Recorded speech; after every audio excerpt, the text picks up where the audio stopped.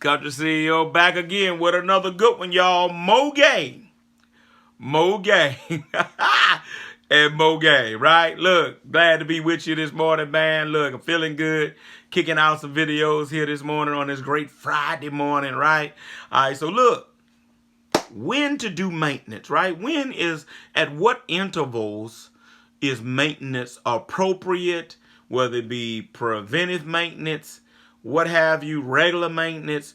When is the appropriate time to do maintenance, right? Something so simple, but I discovered recently that not everybody knows when you're supposed to do maintenance on a dump truck, right? All right, so look, let's get into it. First thing is, let's talk about oil changes, right? Typically, what I was taught when I first came into the dump truck business is 10,000 miles, right? But I grew to learn that definitely you don't want to go over 15, or some people say 12, right? So me personally, I would try to stay between that 10 and 12,000 range. All right, with your oil changes on your vehicle. Basically, you're going to get your filter kit from the dealership. You're going to get your oil, 1540 weight oil. You're going to, I like to add Lucas oil treatment with my oil. So I'm going to get 10 gallons and I'm going to get a gallon of that Lucas oil treatment because it helps to lubricate your inner parts of your engine. I like to also use Lucas fuel treatment. Not every oil change, but maybe every other one to clean my injectors out when I'm doing that. All right, so what are we saying here? 10 to 12,000 miles on your oil change, and I always add a little Lucas with mine, right? All right, so however that 10 to 12,000 miles fall, for some of you it may fall a month and a half if you really rolling. For some of you it could be 2 months and a half.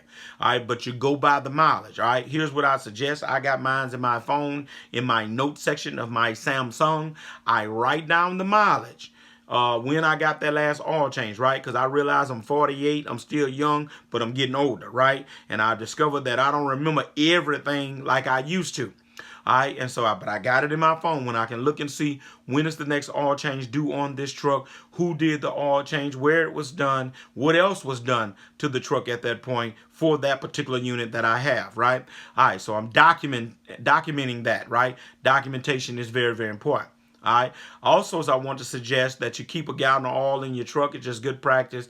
Keep a gallon of oil in your truck. Keep a gallon of coolant in your truck. You never know when things get a little low, get in a bind. You might need that out on the road somewhere, right? All right. So that's what I do as relates to intervals for oil changes, okay? All right, so not only oil changes, but let's talk about coolant changes. I just mentioned coolant. All right, but coolant changes, we generally winterize, we call it once a year, right? You don't just keep running the same old antifreeze and all that year after year, right? You generally want to drop your antifreeze about one a year. We call it winterizing, where you just basically drain all the antifreeze out and then you go back with 10 gallons of antifreeze. And there should be a plug up on the one side of your radiator where you can drain it.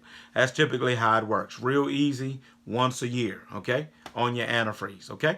All right, while I'm in this neighborhood, on these Allison transmissions, they generally will let you know when it's time to change the oil. If you have an Eaton Fuller standard shift, generally most guys go 250,000 miles, 200,000 miles on transmission oil if it's a regular Eaton Fuller or something like that, right? Same thing for rear 250,000 miles, change a rear oil. It's just good to change that oil out, put some fresh oil in those particular components, okay?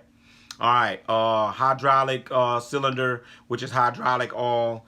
Obviously you add some when it gets low, but if you want to change that out every 2 or 3 years, you can drain that out, change that out. That's no problem as well. All right. Look, if this information has been valuable to you so far, hit the like, hit the subscribe, share this video while you're watching it with someone who is also interested in the dump truck business. Shout out to all my channel supporters, those of you who have subscribed, but also specifically for those of you who have joined this channel and are supporting it financially. I appreciate you guys very much, right? All right, so where are we going? Tires. How often, Country CEO, are we changing tires? Obviously, you're looking at the wear of them. Tires are something that you should look at daily, every other day, just to see how they're wearing. Have you picked up any nails? Have you picked up any screws?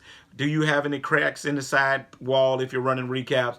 Those are the kind of things you need to be checking out to see what it looks like, right? Because you can prevent getting caught out there on the road with a flat, with a load on you, then that's going to be the best thing for you, right? All right, so you also always want to just be checking your pressure, making sure you're running adequate pressure.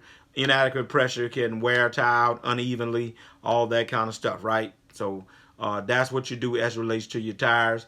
Typically, you can, most of the time, you're going to get between 10 to 12 months out of a tire if you're working pretty good, okay? All right, so that's what that is, all right? Just want to throw something else out at you that you might when to do certain things maintenance-wise. Overhead, just when you adjust your valves on your truck and your top of your engine, you generally do overhead about every 150,000 miles, right? Got my older truck. I'm getting ready to do overhead on it.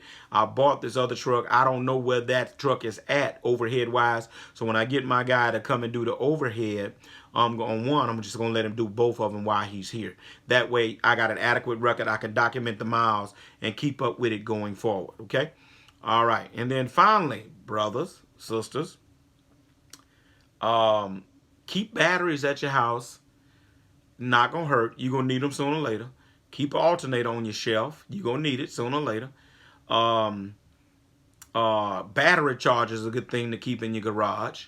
All right. And I know somebody's going to see this video and you go comment and say, what about this? What about that? There are some other things. I probably not going to give you an exhaustive list right now, but I got impact wrench set here. I got all kind of tools here that help me with little minor things. And I just try to keep a little common stuff that I know goes out every 2 or 3 years handy, because, you know, it might be a Sunday you working and a Sunday evening the alternator goes out, right? Well, if you got one at home, you ain't got to wait till Monday morning to get your alternator, right? You can keep a starter at the house, you know, that kind of thing. Those are the kind of things that eventually go out, right? All right, so look, that's all I got for you about when to do certain kinds of maintenance on that dump truck, right? All right, so look, Country CEO, I'm out of here, man. I'm gone. Keep on grinding.